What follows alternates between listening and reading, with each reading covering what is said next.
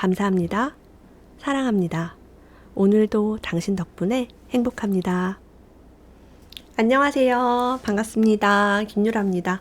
오늘은 세계 1% 100만 장자들에게 직접 배운 부의 연금술 더 리치 가져왔습니다. 제목만 들어도 돈이 뚝뚝 넘쳐 흐르죠.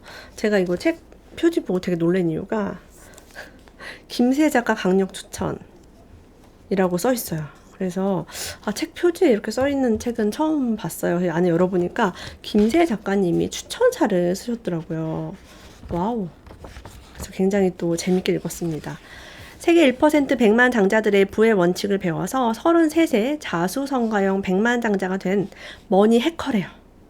머니 해커. 그래서 흙수저로 태어났으나 경제 감각으로 10달러 이쑤시개 팔아서 20달러로 벌고 3달러 껌을 대량 구매해 친구들에게 되팔아서 7달러 50센트를 벌고 장사꾼의 기질이 있었던 키스 캐머런 스미스 저자의 책입니다. 되게 재밌게 읽었어요. 김세 작가님이 추천사를 쓰면서 이렇게 썼습니다. 아이들을 기르며 일주일에 3편에서 5편씩 꾸준히 영상을 올렸대요. 그렇게 했어도 1년 반 동안은 수익은 전혀 없었지만 멈추지 않았다. 별표했어요. 많은 사람들이 성공을 되게 부러워하고 부자가 된 것을 부러워하는데 이분의 비밀은 바로 여기 있었던 거예요. 멈추지 않았다. 부자들을 제가 많이 만나보니까 그들은 멈추지 않았어요. 언제까지? 부자가 될 때까지 멈추지 않았습니다. 근데 대부분 가난한 사람들은 수익이 안 나면 멈추고 결과가 없으면 멈추고 실패하면 멈춰요. 근데 부자들은 될 때까지 하고 돈이 나올 때까지 하고 성공할 때까지 하더라고요. 와, 진짜 멋집니다. 한국 최초로 엄마 북튜버가 탄생하게 되었다 라는 이야기에 또 가슴이 막 떨리고 그런 동기부여가 많이 됐어요. 자, 이 저자는 이렇게 말합니다. 돈은 늘 불공평하게 주어지는 부족한 것이라고 생각한다면 당신은 그저 먹고 살아갈 정도의 혹은 적당히 안락하게 살 수 있을 정도의 돈만 벌 것이다. 반면 돈이란 내가 추구하는 만큼 얻을 수 있는 풍족한 것이라고 생각한다면 당신은 경제적 자유를 목표로 나아갈 수 있다. 돈은 당신이 원하는 만큼 가질 수 있을 것이다. 또 다른 문장으로 바꿔보자면 원하는 만큼 저축할 수 있을 것이다 라고 해보겠습니다. 많은 사람들이 많이 벌기를 원해요. 실제로 많이 법니다. 다 써버리는 사람도 제가 봤어요. 그래서 많이 번 만큼 많이 모으면 좋겠죠. 그리고 멀리 내다볼수록 더 많은 돈을 벌 수 있다라고 얘기합니다. 적어도 부자들은요 10년 이후를 내다보는 비즈니스 계획을 가지고 있대요. 실제로 나 역시 1년 단위로 생각하고 계획을 세운 첫 해부터 수입이 늘었다라고 합니다. 저는 돈에 대한 계획을 세운 첫 해부터 수입이 늘진 않았지만 저축이 확 늘었어요. 그리고 엑셀 파일을 이용해서 제 나이 60세에 어느 정도의 자산을 가질 수 있는지 그래프를 그려보았습니다.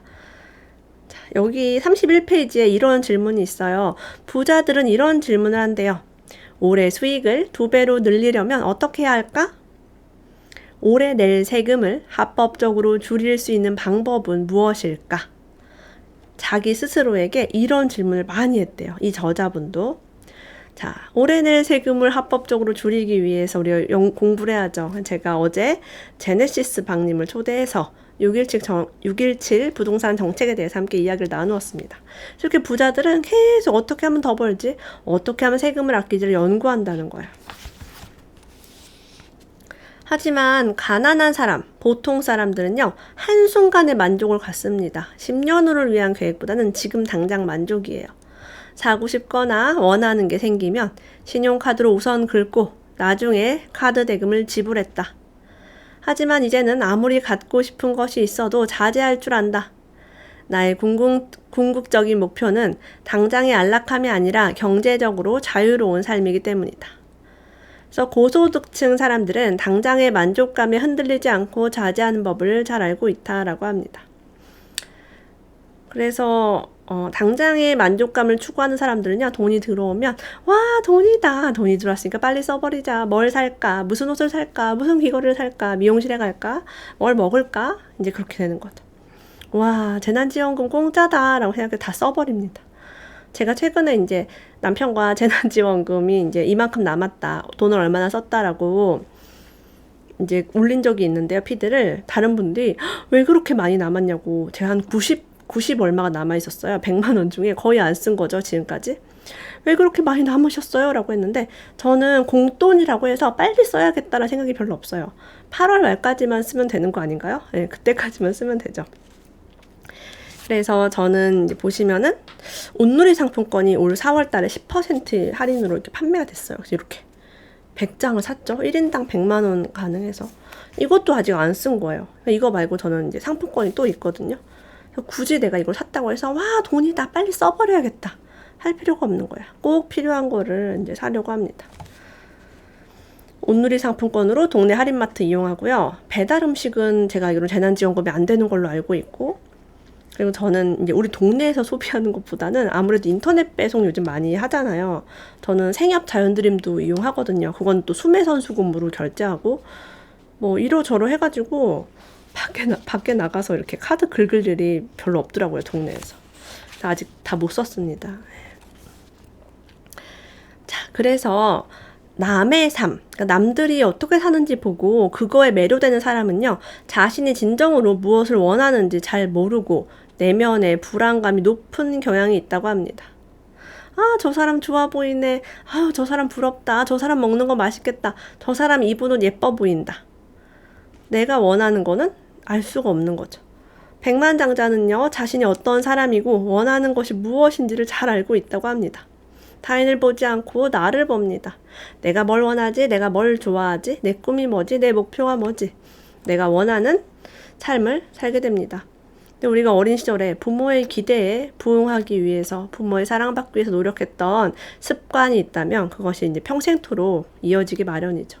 아까 말한 것처럼 절제력이 낮은 것도 내가 너무나 많이 참아야만 했던 고통스러운 어떤 시간이 있다면 절제하기가 어렵겠죠. 아니, 이렇게 인생이 힘든데 내가 뭐 이것까지 참아야 돼? 아예 그냥 먹어버리자. 아예 술 마셔버리자. 이렇게 하면서 자기 파괴적으로 갈 수가 있습니다. 저는 중요한 거는 행복하게 사는 것이 매우 중요합니다. 백만장자들은요, 아이디어에 대해서 이야기 나누는 걸 매우 좋아한다고 합니다. 백만장자들은 잡담이나 험담하는 것을 좋아하지 않는데요. 남 얘기 좋아하지 않는데요. 관심이 없다고 합니다. 돈을 벌기 위해서는 아이디어가 필요하다는 것을 잘 알고 있기 때문이다. 보통 사람들은 돈을 벌려면 우선 돈이 있어야 한다고 생각한다. 그러나 백만장자는 진실을 알고 있다. 좋은 아이디어가 이들이 바라는 돈을 불러온다는 사실 말이다. 네, 그래서 제가 돈을 버는 아이디어를 끌어오는 강의를 이번에 클래스 101에 런칭을 했습니다. 클래스 101에서 김유라 치면 7가지 파이프라인에서 들어오는 소득에 대해서 제가 다 오픈을 해드릴 거예요. 자, 이렇게 부자가 되고 싶다면 새로운 아이디어에 대해 고민하고 생각하는 시간을 늘려야 한다라고 해요. 좋은 아이디어가 떠올랐다면 성공한 사람들과 논의하는 것이 좋다. 별표 받겠습니다. 별표. 성공을 경험하지 못한 사람과 당신의 아이디어를 논의해서는 안 된다. 이들은 당신의 아이디어를 묵살하고 당신의 의욕을 꺾으려고 할 것이다. 제가 늘 하는 말이에요. 주식해서 성공 못한 사람들이랑 주식 얘기할 필요가 없습니다. 부동산 투자로 돈 벌어본 적 없는 사람과 부동산이 뭐 오를 건지 떨어질 건지 정책이 어떤지 논의할 필요가 없어요. 자, 내가 어떤 것을 새로운 아이디어를 하고 싶은데 우리 엄마나 배우자에게 얘기를 하면 무시하고, 야, 네가 그런 걸 어떻게 해? 너 같은 게 뭘 그런 걸 하겠어? 라고 의욕을 꺾으려고 합니다. 친한 친구한테도 마찬가지고요. 이웃집 학부모에게 얘기해봐야 같은 결론이 나옵니다. 여러분이 책을 쓴다거나 강의를 한다고 할 때 진심으로 축하해주기보다는 야, 네가 뭐 할 수 있겠어? 과문할 수 있겠어? 야, 망신당하면 어떡해? 라고 얘기합니다. 저는 제가 뭔가 하려고 할 때 아무에게도 말하지 않았어요. 말할 때마다 시기 질투 받고 공격을 받으니까 그냥 말 안 해. 저는 이제 말하는 거 별로 안 좋아해요. 행동하는 걸 좋아해요. 바로 행동, 바로 직진. 네. 어떻게? 그지같이. 네. 준비도 안 해요. 네. 나 뭐 준비한다. 나 앞으로 뭐 하려고 준비하고 있어. 이런 거 자랑할 필요가 없는 거예요. 그렇습니다. 자, 우리 삶에서요, 뭐 항상 긍정적이고 좋은 일만 생기지 않죠. 불평하고 싶은 일들이 많이 쏟아집니다. 내 인생 왜 이렇게 재수없지라는 일들이 아주 종종 쏟아져요. 자, 이때는요. 삶이 내게 무엇을 가르치려 하는가라고 자문해 보길 바란다라고 해요. 부자들은 그렇게 한대요. 무언가 뜻대로 되지 않을 때, 힘든 일이 닥쳤을 때에도 그것에서 배울 점을 찾을 수 있다라고 합니다. 매 순간이 성장의 기회였다는 사실을 시간이 지나고 알게 됩니다. 투자에서 쫄딱 망해서 투자를 공부하게 됐어요. 애를 키우는데 애 키우는 게 너무 어려워서 육아를 공부하게 됐어요. 투자도 잘하게 되고 육아도 잘하게 되고 요리를 너무 못해가지고 요리책을 얼마나 사서 봤는지 몰라요. 제가 예전에 오징어 덮밥을 하려고 했는데 요리를 했는데 맛이 없는 거예요. 그래서 뭘 넣으면 더 맛있을까 이러고 이제 제가 된장을 넣었어요. 오징어 볶음에. 버렸잖아 오징어. 된장을 넣으니까 세상에 못 먹겠는 맛이 되더라고요. 그리고 저는 결혼하고 한 거의 1년에서 2년 가까이 미역국을 끓일 때 마른 미역을 가위로 잘랐어요. 왜냐면 미역이 너무 크니까 작게 먹어야겠다라고 해서 딱딱한 미역을 가위로 자르는데 나중에 손이 너무 아픈 거예요. 제 친구가 우리 집에 놀러와서 유라야 이거 불려서 자르면 되는데 너 왜 생으로 잘라? 이래서 그때 이제 그런 것도 알았습니다. 자, 여기에서 자신감에 대해서 이렇게 나와 있어요. 자신감은 준비와 노력을 통해 얻어진다라고요. 저는 근데 이 문장을 좀 다르게 바꿔보려고 합니다. 자신감은 시작과 경험을 통해 얻어진다. 자, 준비와 노력, 시작과 경험. 어떤 것이 내 마음에 더 와닿나요? 강사가 되기 위해서 준비와 노력을 하는 것보다 강사가 되기 위해서 시작과 경험을 쌓는 게 더 빠릅니다. 작가가 되기 위해서 준비와 노력을 하는 것보다 작가가 되기 위해서 출간 계약을 하고 글을 그냥 바로 써버리는 게 중요해요. 어떻게? 그지같이. 네. 완벽한 나는 환상입니다. 완벽한 나는 저기 있겠지. 이렇게 준비하고 노력하면 완벽한 내가 될 수 있겠지. 언제요? 저는 더 이상 그런 완벽한 나를 기다리지 않기로 포기한 지 오래됐습니다. 예, 그래서 이렇게 하다 보면 망하고 쪽팔리고 다 경험하면서 온전한 나, 있는 그대로의 나를 만날 수 있습니다. 부동산 투자도 마찬가지죠. 준비와 노력 조금만 하시고 시작과 경험을 통해서 진짜 부를 얻어갈 수 있습니다. 백만장자는요, 모험을 두려워하지 않는다라고 해요. 이들이 강철 멘탈로 무장해 두려움을 전혀 느끼지 않는다는 의미가 아니다. 인간이라면 누구나 두려움을 느낀다. 두려움을 극복하는 백만장자의 갑옷은 바로 지식이다. 지식으로 두려움을 이겨낸다. 자, 지식이란 단어를 제가 또 다르게 경험이라는 단어를 붙여볼게요. 자, 경험으로 두려움을 이겨냅니다. 해보면 별것이 아닙니다. 우리가 아이를 처음 낳아 키울 때는 너무 어렵죠. 어떻게 하는지도 모르고 트림은 아무리 두드려도 하질 않아요. 예. 목욕도 어떻게 해야 되는지 모르겠고 아이를 업을 때도 얘를 내가 어떻게 업을까. 아이를 키우는 일과 같아요. 저는 셋째를 낳으니까 아주 발로 키우겠더라고요. 첫 아이가 가장 힘들어요. 왜요? 우리가 경험이 없기 때문입니다. 그래서 경험을 미루고 미루면 미룰수록 나의 두려움은 커져만 갑니다. 이 두려움을 없애기 위해서는 경험하는 게 매우 중요하겠죠. 실패를 두려워하지 마세요. 자, 당신이 어떤 일을 해서 막 성공을 했더라도 여전히 당신을 인정하지 않은 사람들이 있을 것이다 라고 얘기해요. 그러니까 실패를 하면 패배자라고 놀림을 하고요. 성공을 하면 또 너는 운이 좋아서 성공했지 뭐. 넌 누가 도와줘서 성공했잖아. 이런 식으로 나의 성공을 깎아내립니다. 자, 여기에 이런 글이 있어요. 세상 사람들 중 3분의 1은 당신을 좋아할 것이고 3분의 1은 당신을 싫어할 것이며 나머지 3분의 1은 당신을 전혀 신경 쓰지 않는다라고요. 정말 뼈 때리는 말입니다. 그래서 우리가 어떤 거절에 대한 두려움 때문에 포기하고 도전하지 않지만 그러지 말고 부정적인 평가를 받을 것을 감수하고 한번 해보는 거.